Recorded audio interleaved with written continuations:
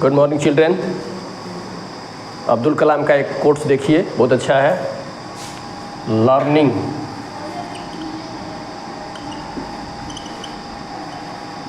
Gives creativity. Creativity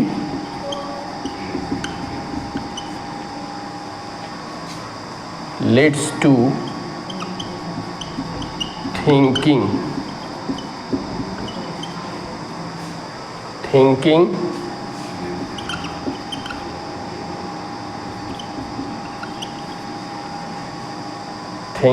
provides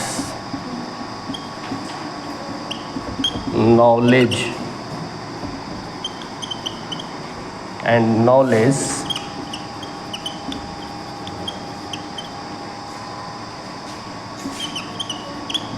makes you great।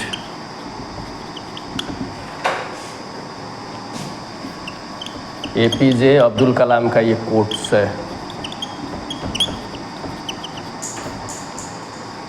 Learning gives creativity, माने कुछ सीखना जो है ना, हम उसको प्रैक्टिकली सोचते हैं, और जो हम क्रिएटिविटी करते हैं, माने प्रैक्टिकली जो काम करते हैं, ये हमको ले जाता है, सोचने पर मजबूर करता है। और सोचना हमको, इससे हमारा ज्ञान बढ़ेगा, और जब हमारे पास नॉलेज होगा तो हम समाज में जो है बहुत बड़े हो सकते हैं, हमारा नाम फेमस हो सकते हैं। इसलिए ये स्टूडेंट्स के लिए, चाहे किसी के लिए भी जो है, एक बहुत अच्छा ये कोर्स है, इसलिए हमेशा इसको दिमाग में रखिए। आज का टॉपिक है प्रेशर। देखिए आज हम लोग क्या क्या पढ़ेंगे।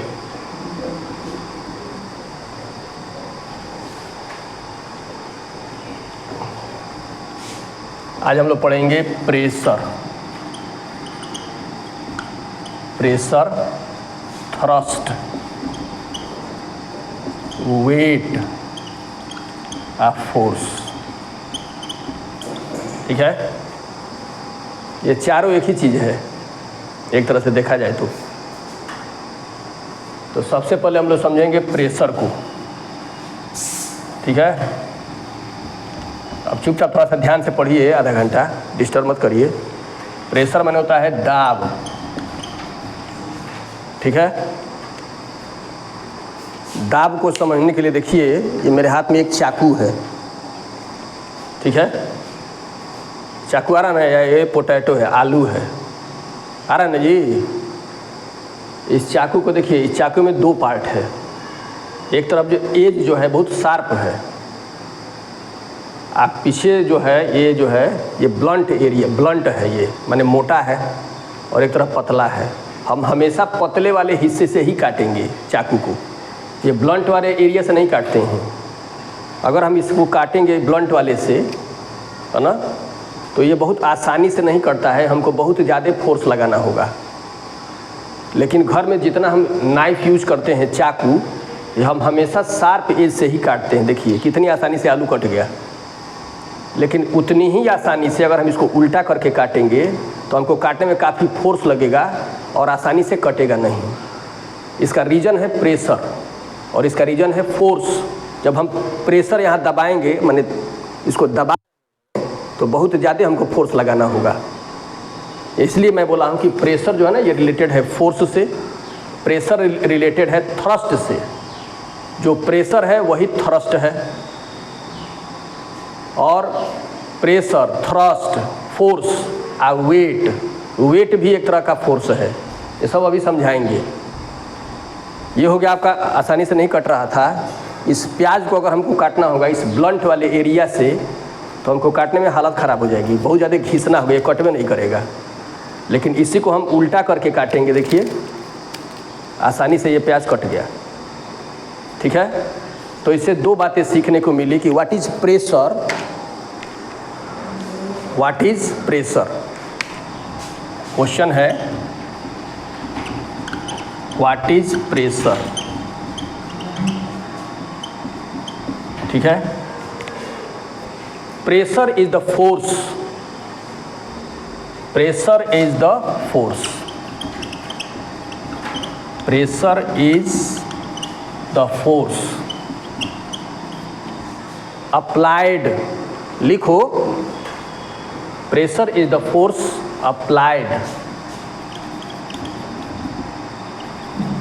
पर unit area, per unit area.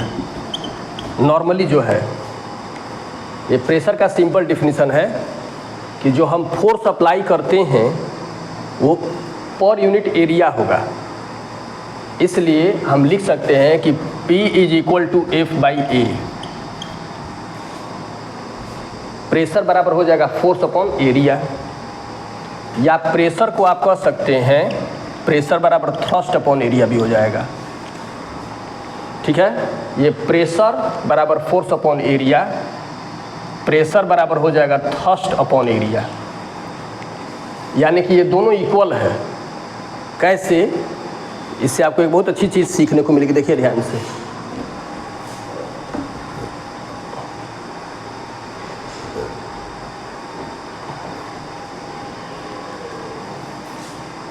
देखिए, थ्रस्ट और फोर्स नाम अलग अलग हैं, लेकिन दोनों का मतलब एक ही है। इन दोनों का सेम यूनिट होगा, यूनिट सेम होता है न्यूटन। ठीक है, अगर मान लीजिए कि हम यहाँ लिखेंगे कि P is equal to F by A. ध्यान दो, फोर्स मान लीजिए कि मैंने रखा है 200 न्यूटन। ठीक है, एरिया हम कितना रख दिए? एरिया रखेंगे 20 मीटर स्क्वायर मान लीजिए। तो प्रेशर क्या हो जाएगा? प्रेशर हो जाएगा 200 बाई 20 यानी कि 10 न्यूटन मीटर स्क्वायर। ये क्वेश्चन है। फोर्स प्रेशर बराबर होता है फोर्स अपॉन एरिया। फोर्स मैंने लिया 200 न्यूटन, एरिया लिया मैंने 20 मीटर स्क्वायर। तो प्रेशर हो जाएगा 200 बाई 10, ये हो जाएगा 10 मीटर स्क्वायर। अगर इसी को मान लीजिए एक दूसरे एग्जाम्पल लीजिए कि फोर्स को रखिए, फोर्स को रखिए आप मान लीजिए 200 न्यूटन। ठीक है, एरिया रख दीजिए, एरिया यहाँ 20 लिखे थे, इसको 5 रख दीजिए, 5 मीटर स्क्वायर। तो अब प्रेशर क्या हो जाएगा? 200 बटा 5, 40 न्यूटन मीटर माइनस 2। ये स्लैश हटा देंगे तो इसको हम ऐसे भी लिख सकते हैं। इन दो एग्जाम्पल से कुछ देखने को मिल रहा है आपको। दो एग्जाम्पल से देखिए कि पहले क्वेश्चन में मैंने क्या किया है। पहले क्वेश्चन में एरिया को इंक्रीज कर दिया, एरिया इंक्रीज। ठीक है, एरिया को हम बढ़ा दिए, तब प्रेशर क्या हो जाएगा? प्रेशर देखिए, प्रेशर हो जाएगा 10 न्यूटन पर मीटर स्क्वायर। एरिया बढ़ा देने से प्रेशर कम हो गया। पहले क्वेश्चन में देखिए, पहले एग्जाम्पल में एरिया हम बढ़ा दिए तो प्रेशर कम हो गया। दूसरे क्वेश्चन में क्या हम किए? एरिया को कम कर दिए, माने लेस एरिया।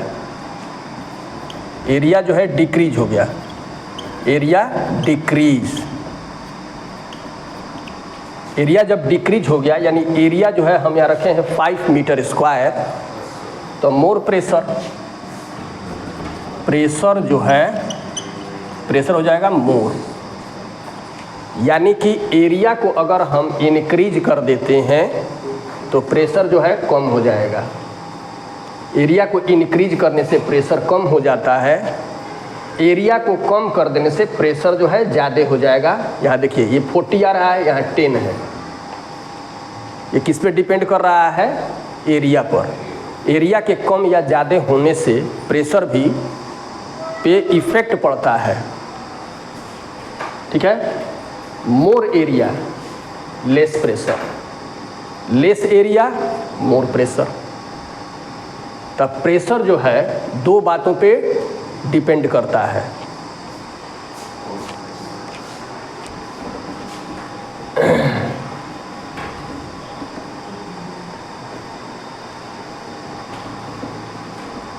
यहाँ लिखेंगे so pressure depends on first force applied second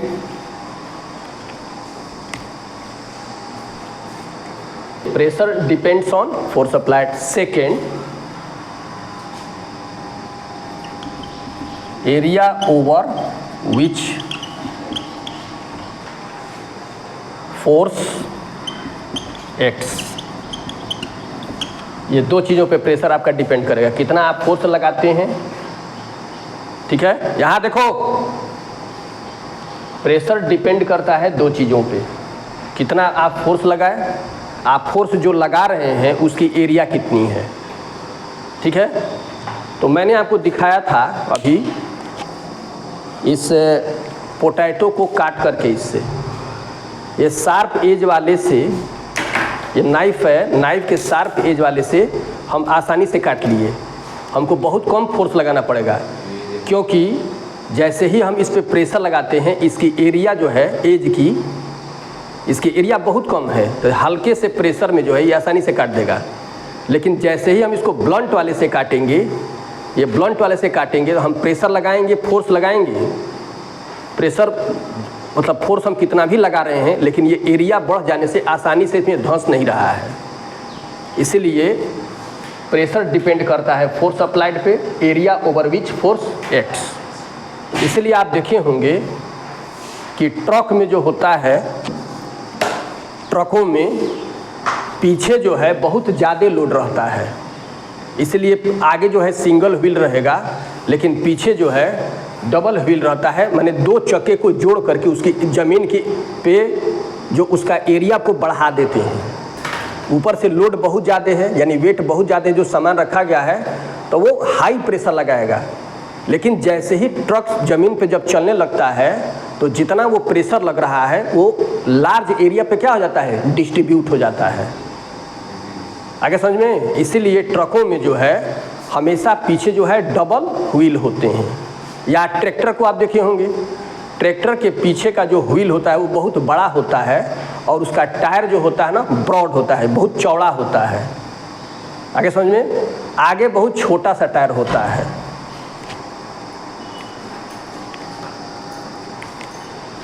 आइए देखते हैं, आगे जो है बहुत छोटा टायर होगा। अब देखिए आगे का ट्रैक्टर का जो टायर होता है आगे छोटा होगा, पीछे बहुत बड़ा होता है, ऐसे होता है।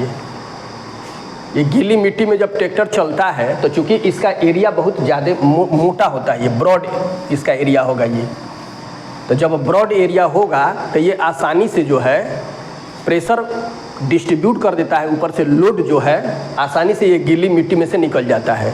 या जेसीबी मशीन में देखिए उसके टायर जो होते हैं वो बहुत चौड़े चौड़े होते हैं। तो ये प्रेशर का, फोर्स का कुछ सिंपल एग्जांपल है। ठीक है, तो नॉर्मली प्रेशर क्या है, एक तरह का force acting on the unit surface of area. आगे समझ में? तो प्रेशर का डिफिनीशन लिख लीजिए।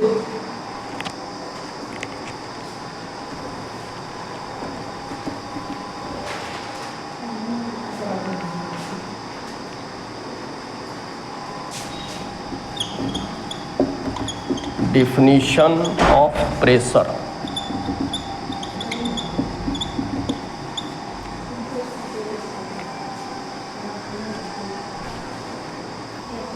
Pressure is the force,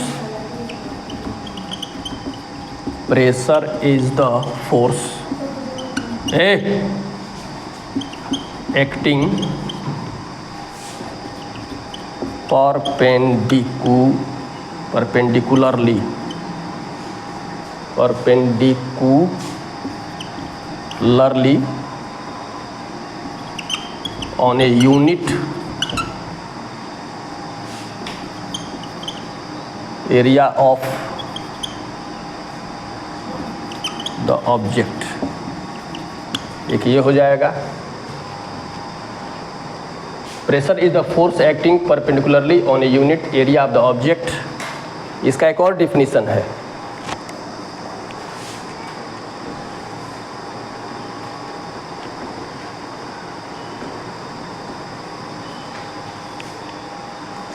the force acting on a body, the force acting on a body perpendicular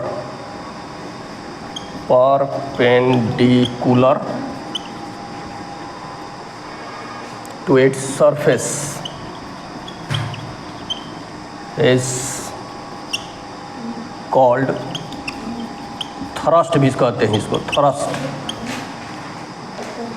thrust और करके लिखिए, थ्रस्ट पर unit area is called pressure.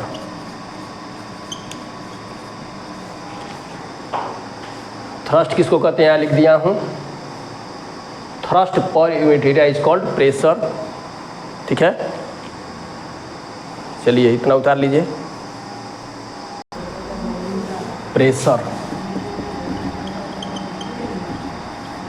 ये हो जाए P बराबर होगा F/A, F का हो जाएगा न्यूटन और ये हो जाएगा मीटर स्क्वायर। ठीक है, इसको ऐसे लिख सकते हैं, न्यूटन मीटर स्क्वायर, और न्यूटन इसको कहते हैं which is also known as pascal, इसको पास्कल भी कहते हैं। तो एक पास्कल में क्या हो जाएगा, एक पास्कल में हो जाएगा 1 न्यूटन पर मीटर स्क्वायर, ये प्रेशर की यूनिट हो जाएगी।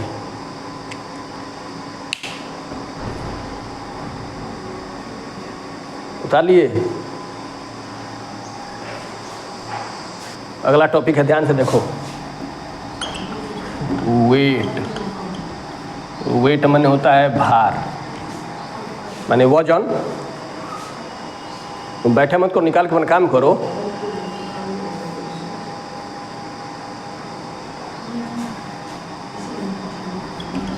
The weight of a body is also a force.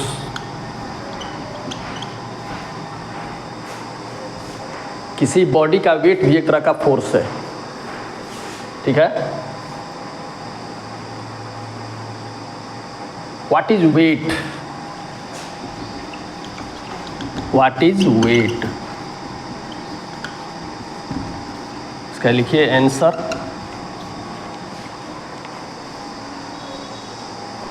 The body,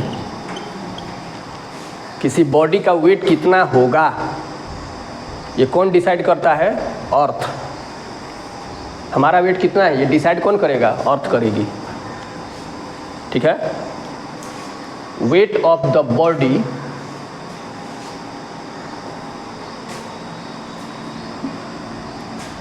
decided by our earth, हमारी धरती ही डिसाइड करेगी कि आपका किसी भी चीज़ का वजन कितना होगा। because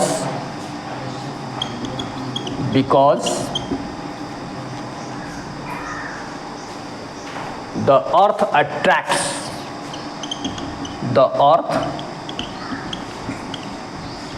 attracts every objects towards its center with certain force,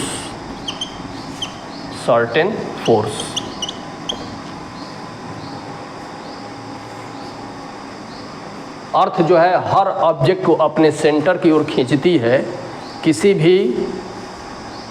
force से, एक निश्चित फोर्स से अर्थ जो है हर ऑब्जेक्ट को अपनी ओर खींचती है।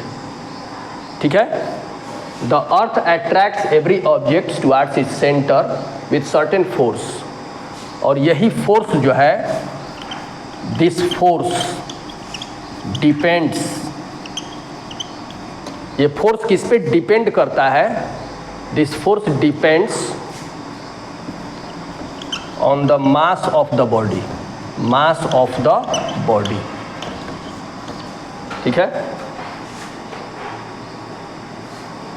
Mass of the body and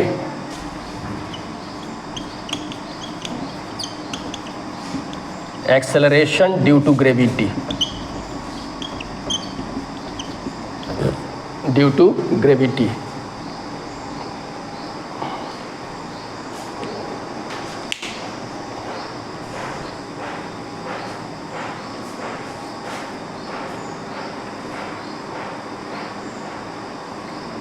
देखिए ध्यान से फिर से, weight of the body decided by our earth because the earth attracts every object towards its center. Weight जो है अभी हम समझाएंगे, देखिए विथ सर्टेन फोर्स, किसी न किसी एक निश्चित बल से अर्थ जो है हर ऑब्जेक्ट को अपनी ओर खींचती है, और ये फोर्स जो है किस पे डिपेंड करता है कि बॉडी का मास कितना है। इसलिए आप देखिए कि चींटी अगर पहाड़ पर से गिर जाएगी तो उसको कुछ नहीं होगा, वो ज़मीन से पे गिरेगा फिर जो है चलने लगेगी, रेंगने लगेगी। लेकिन अगर हम गिर जाएंगे, हमारे बॉडी का मास बहुत ज़्यादा है, ठीक है, तो अर्थ भी हमारे ऊपर उतना ही फोर्स अप्लाई कर देगी अपोजिट डायरेक्शन में। अगर अर्थ का फोर्स हमसे बहुत ज़्यादा है तो हमको चोट लग सकती है या हमारी डेथ हो सकती है। इसीलिए हर ऑब्जेक्ट का वेट कितना होगा ये डिसाइड करता है मास ऑफ द बॉडी और एक्सेलरेशन ड्यू टू ग्रेविटी। इसलिए किसी भी चीज़ का वेट क्या हो जाएगा, W बराबर mg,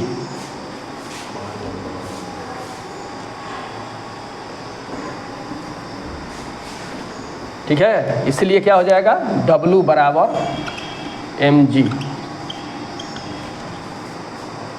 मास इंटू ग्रेविटी। ये फार्मूला बहुत इंपॉर्टेंट है। F बराबर होता है ma, F बराबर ma, मास इंटू एक्सेलरेशन, या F बराबर हो जाएगा mg। इसलिए मैंने बोला था कि वेट जो है वही फोर्स है। दोनों का यूनिट क्या हो जाएगा, unit of the weight, unit of weight क्या हो जाएगा, न्यूटन, NEWTON, ठीक है। Weight always works, it always works downward, downward direction, ठीक है। Weight of the body can be zero, किसी वस्तु का वेट जीरो हो सकता है, ठीक है, क्योंकि जैसे मान लीजिए फार्मूला मैंने लिखा है, देखिए अर्थ के सेंटर पे ग्रेविटी जीरो होता है, at the centre of the earth, g का मान क्या हो जाएगा, जीरो। तो W बराबर mg, तो W भी क्या हो जाएगा, जीरो। इसलिए अर्थ के सेंटर पे जो है हर चीज़ वेटलेस महसूस होती है। ये हो गया आपका आज, वेट बता दिए, प्रेशर बता दिए, फोर्स बता दिए, आगे समझ में, और थ्रस्ट बता दिए। थ्रस्ट और फोर्स दोनों एक ही चीज़ है, आगे समझ में। तो इस वीडियो में इतना ही, फिर हम लोग नए वीडियो में एक नई चीज़ सीखेंगे। तब तक के लिए थैंक यू।